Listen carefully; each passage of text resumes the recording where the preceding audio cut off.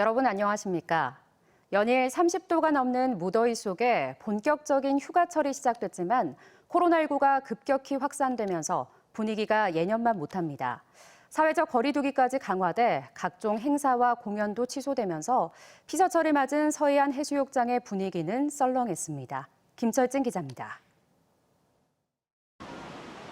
예년이면 피서객들로 붐비던 해변가 파라솔이 텅 비었습니다.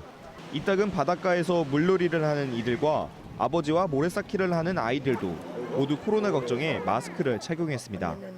사람이 없어도 조금 코로나 때문에 걱정도 되고 그래서 물에 들어갈 때도 좀 마스크를 착용하고 있고요. 개인 안전수칙을 좀 잘 지키면서 조금. 서해안 대표 관광지인 대천해수욕장이 개장한 지 2주나 지났지만 전국적인 코로나19 확산 여파로 피서객들이 찾지 않아 한산하기만 합니다. 이맘때면 하루 평균 10만 명이 넘는 피서객들이 몰리던 곳이었지만 올해는 지난해보다도 줄어 5만 명이 채 안 됩니다.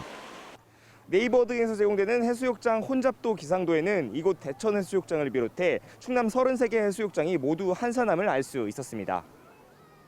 썰렁한 분위기는 인근 식당과 가게로 이어졌습니다. 코로나가 처음 발병했던 작년만 해도 낮부터 붐볐던 주변 식당가가 올해는 사람 찾아보기가 힘듭니다. 20년째 장사를 하는 상인은 한산한 골목을 바라보며 행여나 손님이 올까 기다려봅니다.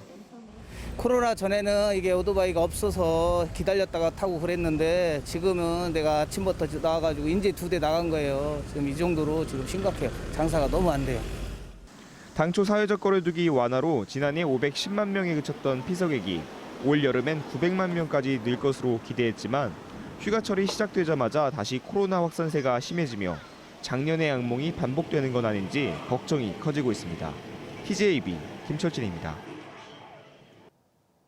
코로나19 확산세가 계속되며 오늘도 대전과 세종, 충남에서 94명의 코로나19 확진자가 추가됐습니다. 대전 중구의 한 병원에선 어제부터 환자와 종사자 등 모두 10명이 확진됐는데 이 중 4명은 백신 접종 후 확진된 돌파 감염 추정 사례로 확인됐습니다. 감염 경로 불명의 확진자도 23명 추가되며 대전에서만 모두 49명이 확진됐습니다. 충남 천안에선 유흥업소 집단 발생 관련 확진자와 기존 확진자의 가족 등이 잇따라 추가돼 15명이 확진됐고 서산과 아산, 예산 등 충남 곳곳에서 산발적인 확산으로 모두 33명이 확진됐습니다.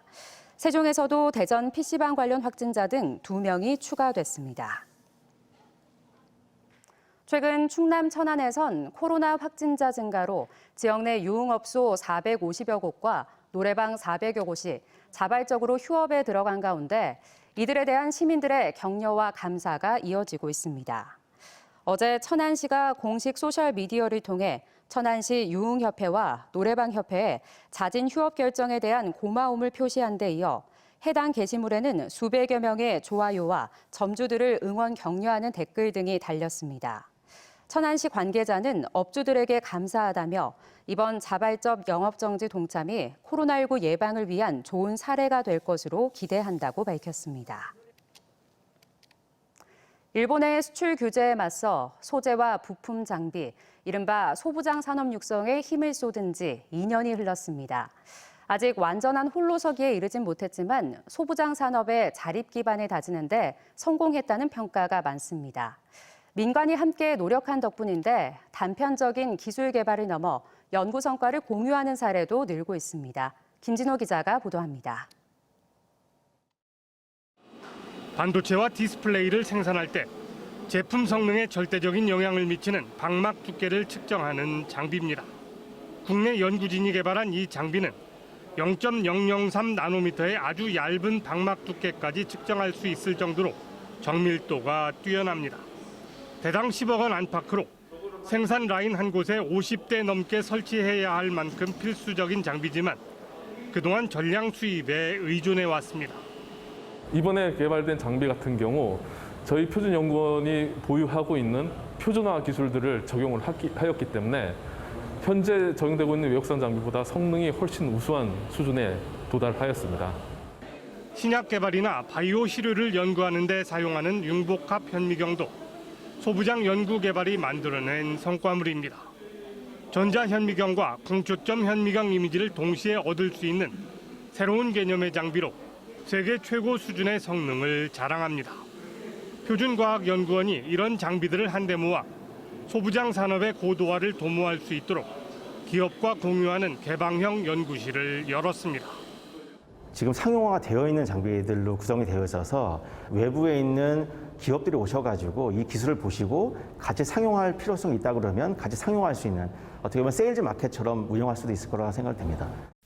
연구원은 소부장 기술 자립의 난제 가운데 하나인 전문 인재 양성을 위해 현장 맞춤형 교육 프로그램도 함께 운영하기로 했습니다. TJB 김진호입니다. 한화이글스 소속 선수로부터 학교 폭력을 당했다고 폭로한 20대 남성 A씨가 명예훼손 혐의로 검찰에 넘겨졌습니다. A씨는 지난 2월부터 수차례에 걸쳐 SNS에 한화이글스 소속 선수 B씨에게 초등학교 시절 폭행과 왕따를 당했다며 실명과 얼굴 사진이 포함된 글을 게시한 혐의를 받고 있으며 경찰은 B씨가 가해했는지에 대한 진술이나 추가 증거가 나오지 않아 A씨의 글이 허위 사실 유포에 해당하는 것으로 보고 검찰에 넘겼다고 밝혔습니다. 어제 저녁 7시 반쯤 충남 아산시 배방읍에서 인근 아파트 200여 세대에 1시간 45분가량 정전 피해가 발생했습니다. 한전 측 관계자는 전신주에 낙뢰가 떨어져 차단기가 내려가 정전이 발생했다며 인근 주민들은 무더위 속에서 냉방용 전기기구를 가동하지 못하며 불편을 호소하기도 했습니다. 어제 오전 10시 50분쯤 충남 청양군 화성면의 한 단독주택에서 불이 나 주택과 창고 등 건물 2개 동을 모두 태워 소방서 추산 3,900만 원의 피해를 낸 뒤 1시간 만에 꺼졌습니다. 경찰과 소방당국은 인명피해는 없었다며 창고에서 불이 시작돼 주택으로 확대된 것으로 보고 정확한 화재 원인을 조사 중입니다. 서산 제20 전투비행단 공군 여중사를 성추행하고 협박한 혐의 등으로 구속 기소된 공군 부사관에 대한 첫 공판이 다음 달 시작됩니다. 국방부 보통군사법원은 성추행 사건 발생 164일 만인 다음 달 13일 장모 중사에 대한 첫 공판을 진행하기로 했는데 장 중사는 지난 3월 부대원들과 저녁 자리 후 부대로 복귀하는 차 안에서 거부 의사 표시에도 반복적으로 성추행하고 협박 문자를 보낸 혐의를 받고 있습니다. 보통군사법원은 성추행 피해 신고를 못하도록 회유한 혐의 등으로 구속 기소된 2명에 대해서도 다음 달 6일 첫 공판을 진행합니다.